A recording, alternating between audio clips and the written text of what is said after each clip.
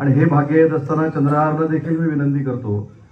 की आता जसा तुम्ही माझ्या गळ्यामध्ये हार घातलात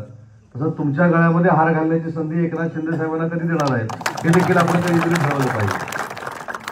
आता आम्ही आपले फक्त तुमच्याकडनं हार घेतोय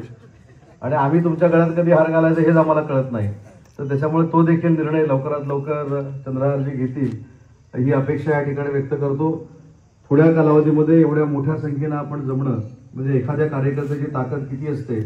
हे देखील मला बघायला मिळालेलं आहे। पण या ताकदीचा उपयोग जिथं ते आहे तिथं झाला नाही आणि होणार देखील नाही।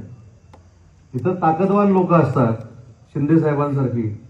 तिथं चंद्रहार सारखी ताकदवान लोक जर आली तर दोन पेलवान मिळून, एक राजकीय पेलवान आणि एक तुमच्या मातीतला पेलवान, असं मिळून खऱ्या पेलवानांसाठी नक्की चांगला आंतरराष्ट्रीय स्तरावरचा आखाडा निर्माण करू शकेल हा विश्वास